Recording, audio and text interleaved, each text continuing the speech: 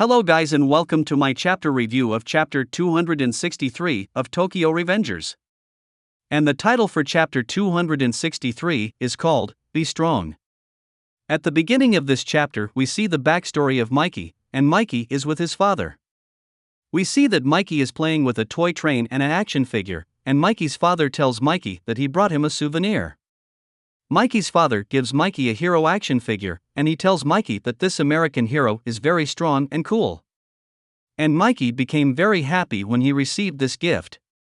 Mikey is also narrating this backstory, and Mikey says that he only has one memory with his father, and his father died in a car accident when he was only 3 years old.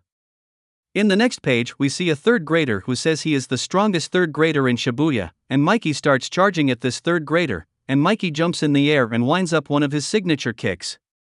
We see that Mikey was able to land his flying kick, and this kick hit his opponent in the head, and Mikey was able to knock out this third grader with only a single kick.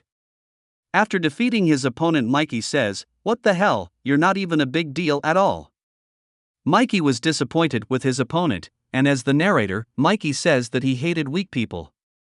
Next the chapter switches to Mikey's mother who is sitting in a hospital bed. She also has a needle attached to her right arm, and the hospital uses this needle to make the medicine enter the patient's bloodstream right away, so this means that Mikey's mother has some kind of illness.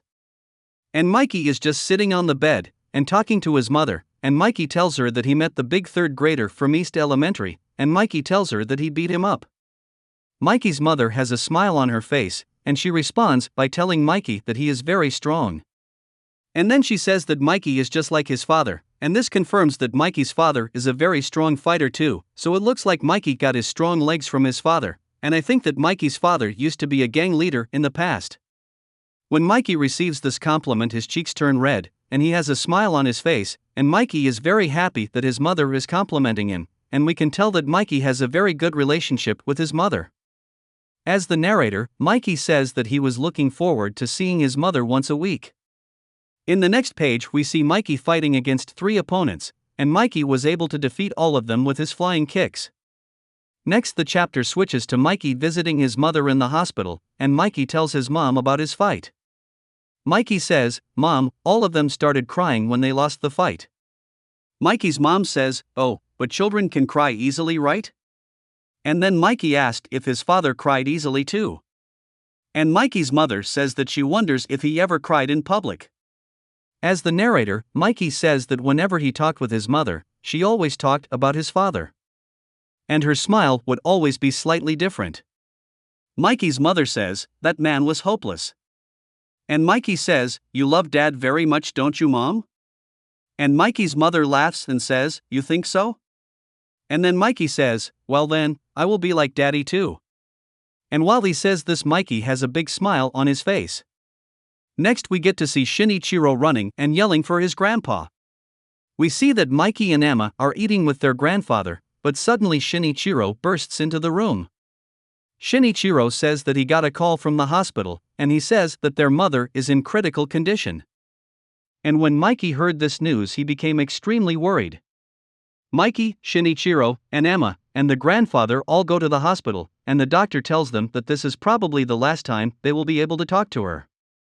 And then Mikey goes to talk to his mother, and Mikey tells her that he won another fight today. Mikey says that weak guys always cry so fast, and while he says this Mikey is smiling. Mikey says that he is not going to cry. And Mikey says, "That is why, Mom, I am going to protect you, so come back home."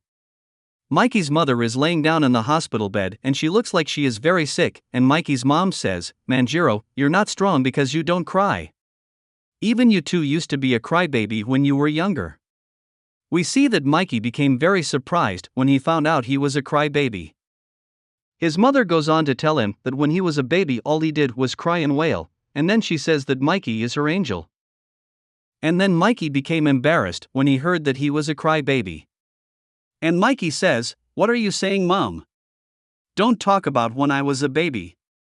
And then as the narrator, Mikey says that 3 days later his mom would die. We see Mikey, Shinichiro, Emma, and their grandfather who are all standing around their mother's dead body, and all of them are crying. Everyone is crying except for Mikey, and Mikey is the only one who didn't cry. Suddenly Mikey just walked out of the room, and everyone else was confused about why Mikey left the room.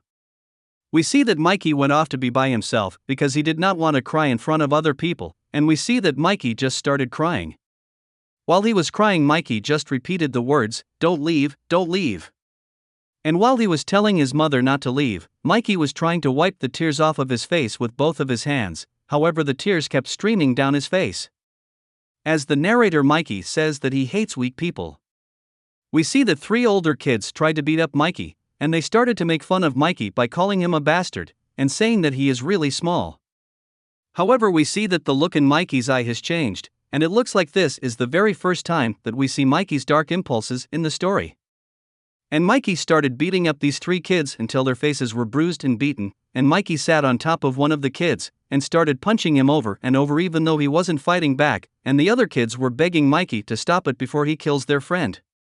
And I don't know if you guys noticed, but this scene is an exact parallel to the scene where Mikey's dark impulses activate during the Valhalla arc, and he starts beating up Kazutora in the same exact position that he beats up the kid in this panel.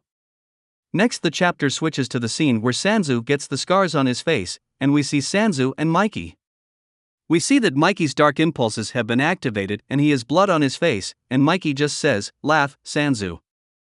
We see that Sanzu is bleeding from the cuts on his mouth, and he is crying at the same time, and Sanzu is just holding his mouth, and he is screaming in pain. After being ordered to laugh, Sanzu stopped holding his face, and he just started laughing. And Sanzu just followed Mikey's order. While Sanzu is crying, he is on his knees. We see that Mikey is standing in front of Sanzu, and Mikey is just staring at Sanzu. And as the narrator Mikey says that the weak cry easily. Next, the chapter switches to Mikey, who just got done defeating 3 gang members all by himself. We also see that Mikey is with Sanzu and Baji, and they were both very impressed with Mikey's strength. Baji says, "You defeated 3 high school students in only a couple seconds even though you are only in 5th grade? Are you a monster?" And while he says this, Baji has a surprised look on his face. And Sanzu says, "As expected from Mikey." And while he says this, Sanzu has a smile on his face, and we also see that Sanzu is wearing 2 bandages on his face, so this scene takes place sometime after Sanzu got the scars on his face. We see that Mikey is sucking on a lollipop, and Mikey says that the people who he defeated were just like a biker gang. Baji and Sanzu are walking with Mikey, and they are telling him about a kid named Yamamoto who was being blackmailed by high school students, and Sanzu says that this kid was saved by a boy from elementary school. Mikey responded by saying that he sounds like a great guy. And Sanzu tells Mikey that not only did he save the kid from being blackmailed, but he also has a dragon tattoo on his head even though he is only in 5th grade. And Baji says that he wonders what kind of guy he is. And Baji tells Mikey that if he is not mistaken, the boy's name is Draken.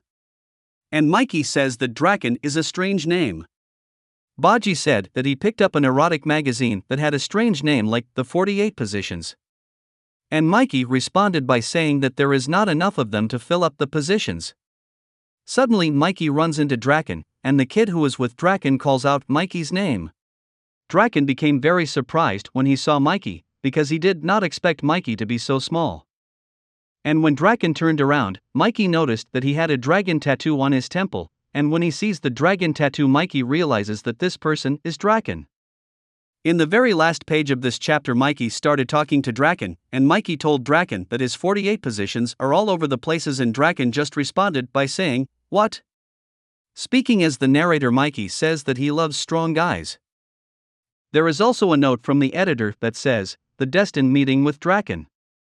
The next chapter continues with more of Mikey's past. The founding members of Toman finally come to grips. So guys, this note from the editor confirms that the next chapter will also be about Mikey's backstory. Anyway guys, I want to talk about some information that we got in this chapter. We know that Mikey said that his father died in a car accident when he was 3 years old. For me, this confirms that Kikucho and Mikey actually both have the same father, because Kikucho's parents died in a car accident when he was in his 3rd year of elementary, and he was the only survivor. But we only got a couple panels of this backstory, so it is still an incomplete backstory. And before he died, Kikucho said that he threw away his real last name, and I really do not think that the author would set up this plot point about Kikucho's last name if he wasn't gonna show us his true identity and full backstory. I think the fact that both their fathers died in a car accident is a hint that they are actually brothers, and we also know that Mikey's father had multiple mistresses, so it would make sense if Kikucho's mother was one of his mistresses. But it has been 6 whole chapters since Kikucho died, and the author still has not shown his backstory, so because of this fact I think we might see Kikucho's backstory soon if he is related to Mikey. Because I really want the series to end with no plot holes, so I hope they will show us Kikucho's true identity and his backstory soon. Anyway guys, I think that Mikey's backstory will give us the reason for his dark impulses. In fact, I think we already got an answer in this chapter. After Mikey's mother died, he activated his dark impulses for the first time when he beat up those 3 kids, and him sitting on top of his opponent while punching him is basically the author showing us an exact parallel of when Mikey beat up Kazutora, so I think he is trying to tell us that these are his dark impulses.